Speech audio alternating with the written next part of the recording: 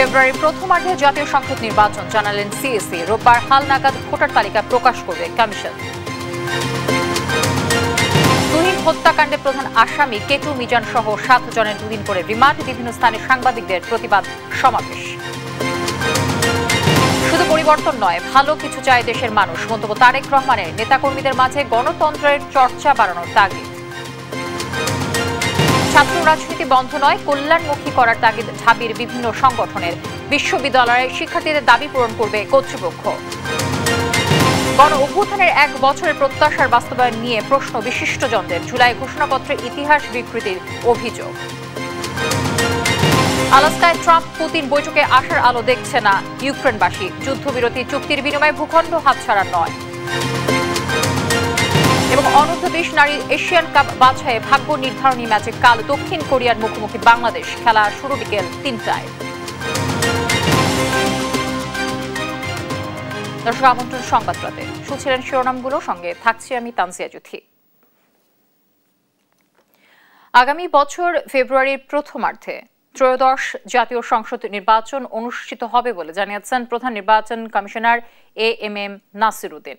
শনিবার বিকেলে রংপুরে আইন শৃঙ্খলা রক্ষাকারী বাহিনীর সঙ্গে বৈঠক শেষে তিনি একথা জানান।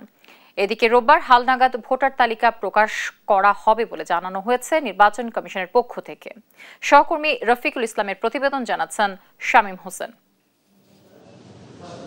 ত্রয়োদশ জাতীয় সংসদ নির্বাচন উপলক্ষে রংপুরে শনিবার বিকেলে আইন শৃঙ্খলা রক্ষাকারী বাহিনীর সঙ্গে বৈঠক করেন প্রধান নির্বাচন কমিশনার এএমএম নাসির উদ্দিন। বৈঠকে তিনি আগামী বছর ফেব্রুয়ারির প্রথমার্ধে ত্রয়োদশ জাতীয় সংসদ নির্বাচন অনুষ্ঠিত হবে এমন আশাবাদ ব্যক্ত করেন। ইলেকশন তো ফেব্রুয়ারির প্রথমার্ধে হবে, ইনশাআল্লাহ নেক্সট ফেব্রুয়ারির প্রথমার্ধে হবে। সময় আসলে দেখতে পাবেন যে আমরা কাদেরকে কাজে লাগাচ্ছি, কাদের মাধ্যমে এই ইলেকশনটা পরিচালনা করার উদ্যোগ নিয়েছি, দেখবেন আপনারা। এর আগে সকালে এক মত বিনিময় সভায় তিনি বলেন, নানা কারণে বিগত 3 নির্বাচন প্রশ্নবিদ্ধ ছিল, তাই এবার ভোটারদের আস্থা বাড়িয়ে কেন্দ্রমুখী করা সহ বিশ্বমানের নির্বাচন উপহার দেওয়ার কথা জানান সিইসি।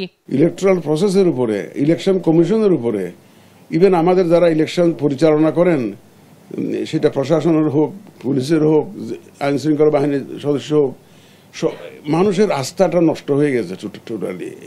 সুতরাং এই যে একটা আস্থা ফিরিয়ে আনা, এটা একটা সবচেয়ে বড় চ্যালেঞ্জ হয়ে দাঁড়িয়েছে আমাদের জন্য। আগের নির্বাচনের বিতর্কিত কর্মকর্তাদের এবার দায়িত্ব দেয়া হবে না জানিয়ে তিনি বলেন, প্রয়োজনে নির্বাচন কর্মকর্তাদের নির্বাহী ক্ষমতা দেয়া হবে। মানুষ তো দেখেছে যে এখানে প্রপারলি কাজ করে নাই কেউ। সুতরাং আপনার প্রশ্নটা অত্যন্ত ভ্যালিড প্রশ্ন। এই যে একটা আস্থা ফিরিয়ে আনা, এটা একটা সবচেয়ে বড় চ্যালেঞ্জ হয়ে দাঁড়িয়েছে আমাদের জন্য।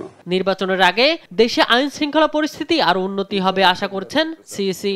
জানান, নির্বিঘ্নে ভোটাধিকার প্রয়োগের পরিবেশ নিশ্চিত করা হবে। আইন শৃঙ্খলা বাহিনী সবাইকে নিয়ে আমরা ইনশাআল্লাহ এমন একটা পরিস্থিতি তৈরি করতে চাই যেখানে মানুষ শান্তির পূর্ণভাবে নির্ভয়ে এবং নির্ভয়ে পছন্দের প্রার্থীকে যাতে ভোট দিতে পারে, সেই ধরনের একটা পরিস্থিতি আমরা সৃষ্টি করতে চাই। আগামী নির্বাচনে কৃত্রিম বুদ্ধিমত্তা ও সোশ্যাল মিডিয়ার অপব্যবহার নিয়েও শঙ্কা জানান প্রধান নির্বাচন commissioner. Shamim Hossain, news desk, দেশ টিভি। গাজীপুরে প্রকাশ্যে কুপিয়ে সাংবাদিক আসাদুজ্জামান তুহিনকে নৃশংসভাবে হত্যার ঘটনায় কেটু মিজান সহ গ্রেফতার 7 আসামিকে 2 দিনের রিমান্ডে দিয়েছেন আদালত। অভিযান চালিয়ে এখন পর্যন্ত 8 জনকে গ্রেফতার করা হয়েছে। এদের মধ্যে ট্রাপে ফেলে সর্বস্ব লুটে নেওয়া চক্রের সদস্য স্বাধীন তুহিন হত্যার কথা স্বীকার করেছে বলে জানিয়েছে র্যাব। নজরুল ইসলামের পাঠানো তথ্য ও ছবিতে বিস্তারিত জানাচ্ছেন অঙ্কন চৌধুরী। শুক্রবার রাতে গাজীপুর মহানগর পুলিশ ও র্যাবের যৌথ অভিযানে জেলার বিভিন্ন স্থানে অভিযান চালিয়ে কেটু মিজান, তার স্ত্রী গোলাপী, স্বাধীন ও আলামিন সহ মোট 7 জনকে গ্রেপ্তার করে। পুলিশের উপকমিশনার রবিল হাসান জানান, কেটু মিজান ও তার স্ত্রী এবং স্বাধীনকে ভবানীপুর থেকে এবং আলামিনকে উত্তরার তুরাগ এলাকা থেকে গ্রেপ্তার করা হয়। পরে আলামিন, শাহজালাল, ফয়সাল এবং সুমনকে গ্রেপ্তারের কথা জানায় পুলিশ। তারা সবাই ছিনতাই সহ অন্যান্য অপরাধের সঙ্গে জড়িত। তুহিন হত্যাকাণ্ডে সরাসরি জড়িত থাকার কারণে ফয়সাল ওরফে কেটু মিজান, গোলাপী বেগম এবং স্বাধীন, এদের 3 জনকে গ্রেপ্তার করা হয়েছে ভবানীপুর থেকে গাজীপুরের, এবং টঙ্গীর এবং ডিএমপি তুরাগ থানা থেকে আলামিনকে গ্রেপ্তার করা হয়েছে। গ্রেপ্তার স্বাধীন তুহিন হত্যায় জড়িত থাকার কথা স্বীকার করেছেন। স্বাধীন যতটুকু তার কথাই বলেছে, সে হচ্ছে বাস ড্রাইভার, সে 8-9 বছর ধরে এখানে আছে এবং যেভাবে গ্রুপের সাথে আছে তা আমার তো মনে হচ্ছে যে সে একটা গ্রুপের সদস্য। সিসি ক্যামেরা ফুটেজ এবং তার স্বীকারোক্তি অনুযায়ী সে এটাতে জড়িত ছিল। বাকিরাও দীর্ঘদিন ধরে বিভিন্ন অপরাধমূলক কর্মকাণ্ডের সঙ্গে জড়িত বলে জানায় র্যাব। আসামিরা নিজেদেরকে পার পাওয়ার জন্য অনেক কথাই বলবে, এটা তদন্ত সাপেক্ষ বিষয়। তদন্ত এখনো চলমান রয়েছে, আমার মনে হয় যে যথাসময়ে এগুলো সব জানা যাবে। সাংবাদিক তুহিন হত্যার রহস্য জানতে গ্রেপ্তার 7 আসামিকে জিজ্ঞাসাবাদের পাশাপাশি জড়িত অন্যদের ধরতে চলছে আইন শৃঙ্খলা বাহিনীর অভিযান। এবং আমরা অঙ্কন চৌধুরী, নিউজ ডেস্ক, দেশ টিভি। গাজীপুরে সাংবাদিক আসাদুজ্জামান তুহিন হত্যায় 15 দিনের মধ্যে মামলার চার্জশিট দেয়া হবে বলে জানিয়েছে গাজীপুর মেট্রোপলিটন পুলিশের কমিশনার ডিআইজি নাজমুল করিম খান। শনিবার সকালে ডিএমপি হেডকোয়ার্টার্সে সংবাদ সম্মেলনে তিনি একথা বলেন। ডিআইজি নাজমুল বলেন, জুলাই আন্দোলনের কারণে গাজীপুরে অনেক কারখানা বন্ধ হয়ে যাওয়ায় বহু মানুষ বেকার হয়েছে, যা অপরাধ বৃদ্ধিতে প্রভাব ফেলেছে। এর আগে শুক্রবার রাতে গাজীপুরের বিভিন্ন স্থানে অভিযান চালিয়ে তুহিন হত্যায় জড়িত আসামিদের গ্রেফতার করা হয়। সার্বক্ষণিক একটি জায়গায় যখন 4 লক্ষ লোক যাওয়া আসা করে, সেখানে যে পরিমাণ ডেপ্লয় থাকার কথা, যে পরিমাণ ডেপ্লয় দেওয়ার কথা, সেই সক্ষমতা গাজীপুর মেট্রোপলিটনের পুলিশের নেই। এটি আমাদের ব্যর্থতা। নিশ্চয়ই একটা কর্মপদ্ধতি আমরা গ্রহণ করেছি। আজকে সকালে আমরা ব্রিফিং করেছি। আমরা এই কর্মপদ্ধতিটি আমরা মিডিয়ার সামনে বলতে চাই না। কর্মপদ্ধতি বলে দিলে আর কাজ করা যায় না। আমরা এরপর থেকে যে কর্মপদ্ধতি নিয়েছি, সেই কর্মপদ্ধতি নিশ্চয়ই আমরা দেখবেন, আমরা নিশ্চয়ই রেজাল্ট পাবো। গাজীপুরের সাংবাদিক তুহিন হত্যার প্রতিবাদে দেশের বিভিন্ন স্থানে বিক্ষোভ সমাবেশ হয়েছে। এ সময় খুনিদের দ্রুত গ্রেফতার করে কঠোর শাস্তি দাবি করেন বক্তারা। সেই সঙ্গে সারা দেশে সাংবাদিকদের সুরক্ষায় সরকারকে কার্যকর পদক্ষেপ নেয়ার তাগিদ দেন। সহকর্মীদের পাঠানো তথ্য ও ছবিতে বিস্তারিত জানাচ্ছেন শামীম হোসেন। সাংবাদিক আসাদুজ্জামান তুহিন হত্যার প্রতিবাদে উত্তাল সারা দেশ। নানাভাবে প্রতিবাদ জানিয়েছে সাংবাদিক ও সাধারণ মানুষ। শনিবার সকাল থেকে খুনিদের গ্রেপ্তার ও বিচারের দাবিতে মানববন্ধন হয়েছে বিভিন্ন জেলায়। দুঃখজনকভাবে সাংবাদিক হত্যা না থাকার কারণ হচ্ছে সরকারি মদদে সন্ত্রাস চলছে। এই প্রতিবাদ যদি অব্যাহত থাকে, অবশ্যই সাংবাদিকের হত্যার বিচার আমরা পাবো ইনশাল্লাহ। কুষ্টিয়ায় মানববন্ধন ও বিক্ষোভ সমাবেশে সাংবাদিক আসাদুজ্জামান তুহিনকে নির্মম ও নৃশংসভাবে হত্যার প্রতিবাদে জড়িতদের দ্রুত আইনের আওতায় এনে দৃষ্টান্তমূলক শাস্তির দাবি জানানো হয়। আজকে রাষ্ট্রে যখন সাংবাদিকরা নিরাপদ নাই, তখন আসলে সাধারণ মানুষ কিভাবে নিরাপদ থাকবে? আমরা রাষ্ট্রের কাছে দাবি জানাই, তুহিন হত্যাকাণ্ডের সাথে যে বা যারাই, যে মাস্টার মাইন্ডটি জড়িত থাকুক না কেন, যে বিষয়ে থাকুক না কেন, তাদেরকে আইনের আওতায় এনে দৃষ্টান্তমূলক শাস্তির ব্যবস্থা করতে হবে এই রাষ্ট্রকে। তুহিন হত্যাকাণ্ড এটা রাষ্ট্রের একটা বিচারহীনতার একটা বহিঃপ্রকাশ। মৌলভীবাজারে প্রেস ক্লাবের সামনে এক মানববন্ধন ও প্রতিবাদ সভায় সারা দেশে সাংবাদিকদের নিরাপত্তা নিশ্চিত আইন প্রণয়ন ও জাতীয় সুরক্ষার দাবি জানানো হয়। পিরোজপুর ও নওগাঁর মানববন্ধনে সাংবাদিকদের ওপর হামলা, হত্যা ও হয়রানিমূলক মামলা গণমাধ্যমের স্বাধীনতা এবং মুক্ত মত প্রকাশের জন্য বড় হুমকি বলে জানান আন্দোলনকারীরা। এছাড়া সাতক্ষীরা, মাদারীপুর, জয়পুরহাট, জামালপুর, রাজশাহী সহ বিভিন্ন জায়গায় হওয়া কর্মসূচিতে বক্তারা সারা দেশে সাংবাদিকদের উপর নির্যাতন বেড়ে যাওয়া নিয়ে গভীর উদ্বেগ প্রকাশ করেন। শামীম হোসেন, নিউজ ডেস্ক, দেশ টিভি। 5 অগস্টের পর সারা দেশের মানুষ পরিবর্তন প্রত্যাশী বলে মন্তব্য করেছেন বিএনপির ভারপ্রাপ্ত চেয়ারম্যান তারেক রহমান। আর তারেক রহমানই দেশের ভবিষ্যৎ প্রধানমন্ত্রী বলে জানিয়েছেন বিএনপির মহাসচিব মির্জা ফখরুল ইসলাম আলমগীর। দুপুরে রাজধানীর কাকরাইলে ডক্টরস অ্যাসোসিয়েশন অব বাংলাদেশ ড্যাবের জাতীয় সম্মেলনে যোগ দিয়ে এসব কথা বলেন তারা। আলী আক্কাস, আকাশের রিপোর্ট। বিএনপিপন্থী চিকিৎসকদের সংগঠন ডক্টরস অ্যাসোসিয়েশন অব বাংলাদেশ ড্যাবের কেন্দ্রীয় কার্যনির্বাহী কমিটির নির্বাচন। সম্মেলনে ভার্চুয়ালি যুক্ত হন বিএনপির ভারপ্রাপ্ত চেয়ারম্যান তারেক রহমান। এ সময় বিগত সরকারের আমলে নির্যাতিত বিএনপি নেতাকর্মীদের চিকিৎসা নিশ্চিত করার জন্য ড্যাবের চিকিৎসকদের ধন্যবাদ জানান তিনি। বিএনপির ভারপ্রাপ্ত চেয়ারম্যান বলেন, 5 আগস্টের পর সারা দেশের মানুষ বুক ভরে নিঃশ্বাস নিতে পেরেছে। যারা সরাসরি ড্যাবের সাথে সম্পৃক্ত আছেন অথবা সমর্থক বৃন্দ, বাংলাদেশ জাতীয়তাবাদী দলের সমর্থক বৃন্দ, এরকম চিকিৎসক বৃন্দ সারা দেশে বিভিন্ন সময়ে বহু মানুষকে চিকিৎসা দিয়েছেন। আমি সেই সকল নির্যাতিত মানুষ যাদেরকে আপনারা চিকিৎসা দিয়েছেন, ডাক্তার সমাজ, ড্যাবের সদস্যবৃন্দ চিকিৎসা দিয়েছেন, এই সকল মানুষগুলো চিকিৎসা প্রাপ্ত সকল মানুষের পক্ষ থেকে আপনাদেরকে আন্তরিকভাবে ধন্যবাদ। ড্যাবের প্রতি আহ্বান জানিয়ে বিএনপির মহাসচিব বলেন, ভবিষ্যতে যে চিকিৎসক তৈরি হবেন সেই চিকিৎসকেরা সত্যিকার অর্থে যেন দেশের জন্য কাজ করেন এবং আপনারা ভবিষ্যৎ যে চিকিৎসক তৈরি করবেন সেই চিকিৎসকেরা সত্যিকার অর্থেই পৃথিবীর অন্যান্য যে কোনো দেশের চিকিৎসার সঙ্গে তারা কম্পিট করতে পারেন সেই অবস্থা তৈরি করবেন। দেশের পারস্পরিক হিংসা জিজ্ঞাসার মাধ্যমে যে কালচার তৈরি হয়েছে তা থেকে সবাইকে বিরত থাকার আহ্বানও জানান বিএনপির এই নেতা। আলী আকাশ, দেশ টিভি, ঢাকা। কিছু কিছু রাজনৈতিক দল বিভিন্ন ইস্যু বের করে নির্বাচন বানচালের চেষ্টা করছে, তবে তা জনগণ ভালোবাসে না বলে মন্তব্য করেছেন বিএনপির স্থায়ী কমিটির সদস্য মির্জা আব্বাস। শনিবার বিকেলে নয়াপল্টনে বিএনপির কেন্দ্রীয় কার্যালয়ের সামনে যশাস ঢাকা মহানগর দক্ষিণ আয়োজিত এক আলোচনা সভায় প্রধান অতিথির বক্তব্যে তিনি এ কথা বলেন। এ সময় তিনি আরো বলেন, সদ্য ফোটা একটি রাজনৈতিক দল যারা এখনো রাজনৈতিক অবয়বেই আসতে পারেনি তারা রাষ্ট্র পরিচালনাকে মনে করছে অ্যাডভেঞ্চার। তারা উদ্দেশ্যমূলকভাবে বিএনপির অনবরত বদনাম করে যাচ্ছে বলেও মন্তব্য করেন মির্জা আব্বাস। আরো কিছু দল আছে, বাংলাদেশের রাজনৈতিক দল আছে, তারাও চায় না নির্বাচনটা হোক। তারা নির্বাচনের কথা মুখে বলে, কিন্তু অন্তরে তারা নির্বাচনের কথা বলে না, কারণ তাদের একটা ধারণা জন্মেছে নির্বাচন হলেই বিএনপি ক্ষমতায় আসবে। ফলে ছাত্র রাজনীতি নিয়ে সাধারণ শিক্ষার্থীদের দাবি পূরণ করতে চায় ঢাকা বিশ্ববিদ্যালয় প্রশাসন, এমনটি জানিয়েছেন বিশ্ববিদ্যালয়ের উপাচার্য অধ্যাপক নিয়াজ আহমেদ খান। শনিবার বিশ্ববিদ্যালয়ে প্রভোস্ট স্ট্যান্ডিং কমিটির সভা শেষে ব্রিফিংয়ে এ সিদ্ধান্ত জানান তিনি। বলেন, ঢাকা বিশ্ববিদ্যালয়ের হলগুলোতে ছাত্র রাজনীতি না রাখার বিষয়ে আগের সিদ্ধান্ত বহাল আছে। সিদ্ধান্ত কার্যকরে রোডম্যাপ তৈরিতে সব পক্ষের সঙ্গে আলোচনা চলছে বলেও জানান উপাচার্য। আজকে তো আমরা গতকালকে তো আমরা 17 জুলাইয়ের যে সমঝোতাটা হয়েছিল তার আলোকে একটা পরিষ্কার আমরা একটা ডিক্লারেশন দিয়েছি। সেটি বাস্তবায়ন করবার জন্য এখন আমাদের যে কর্মপন্থা নির্ধারণ করতে হবে, এটা অনেক খুঁটিনাটি বিষয় আছে, আইনগত বিষয় আছে, আমাদের সাংগঠনিক কর্মকাণ্ড, সামনে যেহেতু ডাকসু আছে, আমরা সবাই ডাকসুর ব্যাপারে আগ্রহী, ছাত্র সংগঠনের বড় একটা দাবি। তাহলে সেই ক্ষেত্রে আমাদের হল পর্যায়ে যখন রাজনীতির রূপরেখা কেমন হবে ডাকসুকে কেন্দ্র করে, সেটা একটা বিবেচনার বিষয় আছে।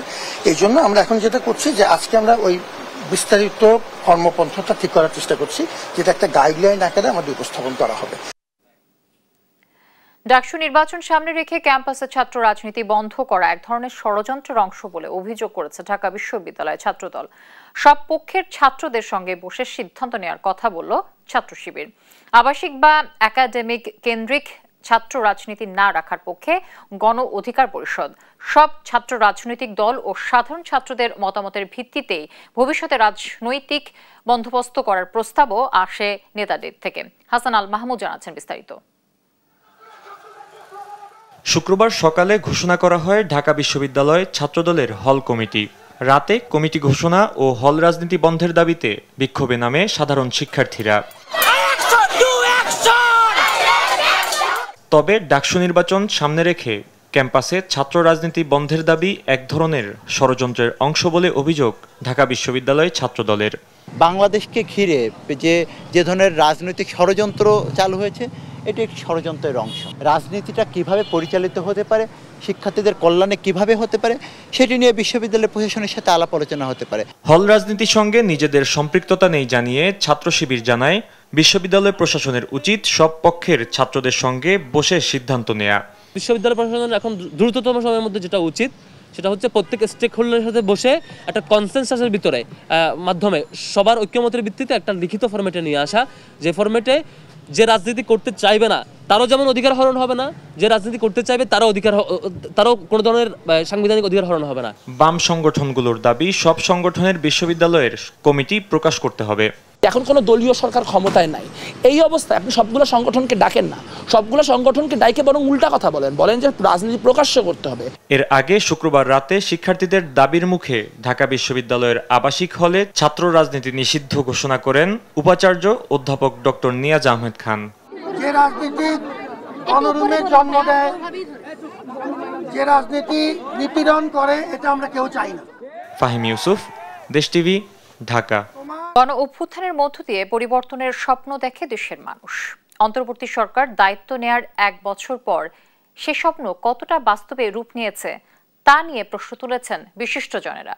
দেশের রাজনীতি, বিচার ব্যবস্থা ও গণতন্ত্রের বর্তমান অবস্থা নিয়ে দেশ টেলিভিশনের গোল টেবিল আয়োজন দেশ সংলাপে উঠে আসে বিশিষ্টজনদের মিশ্র দৃষ্টিভঙ্গি। বিস্তারিত মাহবুব তামিমের প্রতিবেদন দেখুন। 24-এর গণঅভ্যুত্থানের পর অন্তর্বর্তী সরকারের ক্ষমতা গ্রহণের পর পার হয়েছে 1 বছর। এই সময়ের মধ্যে অন্তর্বর্তী সরকার কতটা পূরণ করতে পারলো জনগণের প্রত্যাশা, সেই সঙ্গে সফলতা ব্যর্থতার পাল্লা কোন দিকে, এ নিয়ে দেশ সংলাপ নামে গোলটেবিল বৈঠকের আয়োজন করে দেশ টিভি। এই আলোচনায় নিজেদের মতামত তুলে ধরেন দেশের 8 বিশিষ্ট ব্যক্তিবর্গ। আলোচনায় বক্তারা বলেন, সরকার 1 বছর পরেও প্রতিশ্রুত বাংলাদেশ করতে পারেননি, যেখানে বিচারহীনতা, ভয়ের সংস্কৃতি তৈরি হয়েছে। সদ্য ঘোষিত জুলাই ঘোষণাপত্রে ইতিহাস বিকৃতি হয়েছে বলেও অভিযোগ করেন তারা। 1 বছর পর যখন ফিরে দেখি, মুক্ত বাতাসের বাংলাদেশকে আমি এখনো দেখতে পাই না ঠিক মতো। এখন যখন আমি বিচার বিভাগের দিকে তাকাই, আমি কিন্তু বিচার বিভাগের যে কার্যক্রম, সেই কার্যক্রমে বিচার দেখি না, বরঞ্চ বিচারহীনতা দেখি। আবার কেউ গণঅভ্যুত্থান পরবর্তী দেশে বেশি প্রত্যাশা করা ভুল উল্লেখ করে দেশে গণতান্ত্রিক রূপান্তরের গুরুত্ব আরোপ করেন। ক্ষমতার সুবিধাভোগীরা নির্বাচন পেছানোর চেষ্টা করলেও গণতন্ত্রের স্টেক হোল্ডাররা তা রুখে দেবেন বলেও বলেন বক্তারা। পোস্ট আপরাইজিং দেশে খুব বেশি এক্সপেক্ট করাটা ভুল। কিছু ব্যক্তি আছেন যাদের বিরাট প্রভাব আছে, তারা নির্বাচন চাইবার কোনো কারণ নেই। দেশ রসাতলে গেলে তাদের কি আসলো গেল, তার তো পাওয়ার তার ঠিক থাকছে। এ সময় কেউ সংস্কার ও বিচারের মতো গুরুত্বপূর্ণ বিষয়কে সামনে রেখে নির্বাচনকে অনিবার্য করে তোলার চেষ্টা অস্বাভাবিক বললেও অনিবার্যতা অস্বীকার করা আওয়ামী লীগের অনুকরণ বলেও মত দেন বক্তারা। সংস্কার এবং বিচারের অতি প্রয়োজনীয় দুটো বিষয় সামনে রেখেও নির্বাচনকে অনিবার্য করে তোলার যে অস্বাভাবিক চেষ্টা, সেটাও কিন্তু জনগণ প্রত্যক্ষ করছে। আলোচনায় বর্তমান সরকারের গঠনের ধারণায় ঐক্য ছিল না উল্লেখ করে আলোচকরা দেশকে এগিয়ে নিতে বিশুদ্ধ রাজনীতি ও ঐকমত্যে জোর দেন। রাজনীতি যতক্ষণ পর্যন্ত পিউরিফাইড না হচ্ছে, রাজনীতি যতক্ষণ পর্যন্ত না পারফেক্ট হচ্ছে, সেই রাজনীতিকে ধারণ করবে, পরিচালনা করবে যে পার্টি, সেটা যতক্ষণ পর্যন্ত ততক্ষণই ডেফট, দক্ষ বা যোগ্য না হচ্ছে, ততক্ষণ পর্যন্ত এটা আপনি করতে পারবেন না। ডক্টর ইউনূস সহ এই সরকারের যতগুলি লোক আছে, তার মধ্যে 80% লোক, আমরা যে গণ আন্দোলনটা দেখেছিলাম 1 বছর আগে, সেই গণ আন্দোলনের যে চিন্তা, সেই আমি এটাকে চেতনা বলে এটাকে আর ছোট করতে চাই না, কারণ চেতনা এখন একটা গালির মতো হয়ে গেছে। এই গণ আন্দোলনের যে চিন্তা ছিল, আকাঙ্ক্ষা ছিল, সেই আকাঙ্ক্ষাকে বেসিক্যালি ধারণ করেন না। দেশের সামাজিক, সাংস্কৃতিক ও রাজনৈতিক পরিবর্তনের জন্য দ্রুত ঐক্য ও নির্বাচিত দায়বদ্ধ সরকারের কাছে ক্ষমতার হস্তান্তর জরুরি বলেও জানান বক্তারা। নির্বাচনের মাধ্যমে একটা সরকার প্রতিষ্ঠা করতে পারেন যার জনগণের কাছে দায়বদ্ধতা থাকে। দায়বদ্ধতাহীন কোনো সরকার কোনো দিন কোনো সমাজে এই দুনিয়াতে মানুষের জীবনমান উন্নয়ন বলেন, সামাজিক উন্নয়ন বলেন, অর্থনৈতিক উন্নয়ন বলেন করছে, এরকম খুব বিরল। বর্তমান সরকার পপুলিজম কৌশলের চর্চায় ব্যস্ত জানিয়ে পরিবর্তন মানে ক্ষমতার পরিবর্তন, এমন চিন্তাই সংস্কারের বড় অন্তরায় বলে মত দেন তারা। পুরা পরিবর্তনের চক্র নির্ভর করে ক্ষমতার মাসনদেরকে পরিবর্তন করবেন আর কে বসবেন, এছাড়া অন্য কোনো পরিবর্তনের মধ্যে তো কেউ নাই। আলোচনায় আওয়ামী লীগের নিষিদ্ধের ব্যাপারে ভিন্ন ভিন্ন মত দেওয়ার সময় বক্তারা উত্তপ্ত বাক্য বিনিময় করেন। আওয়ামী লীগ বিতাড়িত হয়েছে, দল বিতাড়িত হয়েছে, ভোটাররা বিতাড়িত হয়েছে, ভোটারদের পছন্দ অপছন্দ নাই। আওয়ামী লীগকে তো আমি ফ্যাসিস্ট বলি না, এটা একটা আটারলি মাফিয়া, একটা ডাকাতের দল। আপনি আমাকে বলেন, ব্যালট পেপারে কি নৌকা থাকবে? থাকবে না। যদি হ্যাডাম থাকে, তাদের যদি চোর ডাকাত বাটপার যেগুলো আছে তার বাইরে কেউ যদি নির্বাচনে দাঁড়ায়, স্বতন্ত্র করুক। হাসিনার মতো একটা আটার মাফিয়া এবং তার একটা সন্ত্রাসী দল মাফিয়া, কোনো অসুবিধা নাই। দল অ্যাজ এ হোল। মাহবুব তামিম, দেশ টিভি, ঢাকা। যুগপৎ আন্দোলন শরিক দল ও জোটের সাথে মতবিনিময় করেছেন বিএনপি ভারপ্রাপ্ত চেয়ারম্যান তারেক রহমান। শনিবার বিকেল থেকে রাত 8টা পর্যন্ত গুলশান চেয়ারপারসন অফিসে এই মতবিনিময় সভা অনুষ্ঠিত হয়। মতবিনিময় সভায় 18 দল ও জোটের নেতৃবৃন্দ সহ গণতন্ত্র মঞ্চের নেতৃবৃন্দরাও অংশ নেন। সভায় বিএনপির ভারপ্রাপ্ত চেয়ারম্যান ভার্চুয়ালি যুক্ত হন। এছাড়া বিএনপি মহাসচিব মির্জা ফখরুল ইসলাম আলমগীর, স্থায়ী কমিটির সদস্য আমির খসরু মাহমুদ চৌধুরীর, ইকবাল হাসান মাহমুদ টুকু ও বিএনপি ভাইস চেয়ারম্যান বরকত উল্লাহ বুলুও উপস্থিত ছিলেন।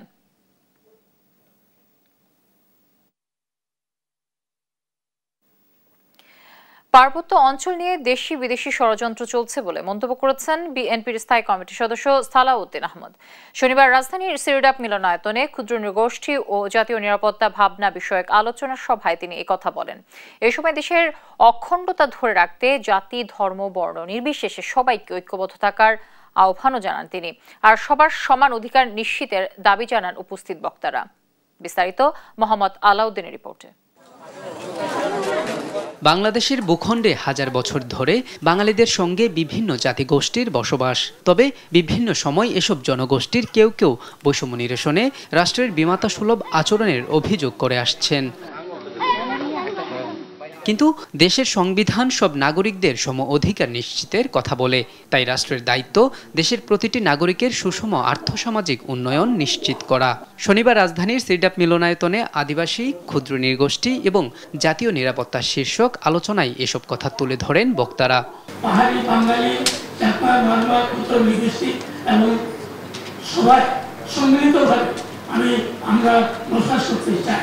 আমাদের পার্বত্য চট্টগ্রামে ৮০% মানুষ কখনো আদিবাসী কিনা, উপজাতি কিনা, জন্মলাইন কিনা এই বিতর্কে কখনো মাথাটা থাকবে না। ওরা চিন্তা করে আমি কিভাবে 3 বেলা 2 বেলা খেয়ে বাঁচতে পারি। আদিবাসী এই শব্দটা এটা পাহাড়িদের নয়, উপজাতীয়দের নয়, এটা একটা আন্তর্জাতিক ষড়যন্ত্র।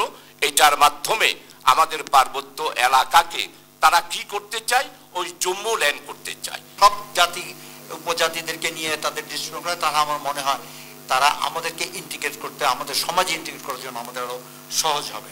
আর পার্বত্য অঞ্চল নিয়ে দীর্ঘদিন ধরে দেশি বিদেশি ষড়যন্ত্র চলছে জানিয়ে বিএনপির স্থায়ী কমিটির সদস্য সালাউদ্দিন আহমদ বলেন, রাষ্ট্রের অখণ্ডতা ধরে রাখতে জাতি, ধর্ম, বর্ণ নির্বিশেষে সবাইকে ঐক্যবদ্ধ থাকতে হবে। আমাদের হিল ট্রেডস নিয়ে একটি আন্তর্জাতিক পরিকল্পনা বিভিন্ন সময় থেকে চালু আছে এবং সেটা অনেক পুরনো। সেই বিষয়ে আমাদেরকে সজাগ থাকতে হবে। এই জন্য যে আমরা সবাই যদি অখণ্ড বাংলাদেশে বিশ্বাস করি, আমরা সবাই যদি একই সংবিধানে বিশ্বাস করি, আমরা যদি বাংলাদেশের স্বাধীনতা, সার্বভৌমত্ব এবং ভৌগোলিক অখণ্ডতাকে বজায় রাখতে চাই, তাহলে সবাইকে আমাদের বাংলাদেশের সিটিজেন হিসেবে সেই অধিকারের মধ্যে কনস্টিটিউশনালি ধারণ করতে হবে এবং সেই প্রচেষ্টা নিতে হবে। স্বাধীনতার চেতনার নাম ভাঙিয়ে জাতিকে আর বিভক্ত করা যাবে না বলেও মন্তব্য করেন সালাউদ্দিন আহমদ। আমরা ঐক্যবদ্ধ জাতিকে বিভক্ত করা এটা আমাদের কাম্য হতে পারে না। মোহাম্মদ আলাউদ্দিন, দেশ টিভি, ঢাকা। জুলাই গণ অভ্যুত্থানে অংশগ্রহণকারী আহতদের মানসিক স্বাস্থ্যের উন্নতির জন্য নির্বাণ নামে বিশেষ কর্মশালা আয়োজন করেছে সফরন ফাউন্ডেশন। সকালে ঢাকা বিশ্ববিদ্যালয়ের সামাজিক অনুষদের মোজাফফর আহমেদ চৌধুরীর মিলনায়তনে এই কর্মশালায় অংশ নেন বিভিন্ন বিশ্ববিদ্যালয়ের শিক্ষার্থীরা। অনুষ্ঠানের প্রধান অতিথি হিসেবে রাখা হয় জুলাইয়ের জয়ী নায়কদের। জুলাই আন্দোলনে অংশগ্রহণকারীদের মধ্যে আহতদের মানসিক স্বাস্থ্যের যত্ন ও পুনর্বাসনের লক্ষ্যে দিনব্যাপী আয়োজিত কর্মশালায় বক্তারা বলেন, জুলাইয়ের আন্দোলনের আহতদের মানসিক স্বাস্থ্যের উন্নতির জন্য সরকারের পক্ষ থেকে এখনো পর্যন্ত সবাইকে নিয়ে কাজ করা সম্ভব হয়নি। তাই বেসরকারিভাবে সবাইকে এগিয়ে আসার আহ্বান জানানো হয়।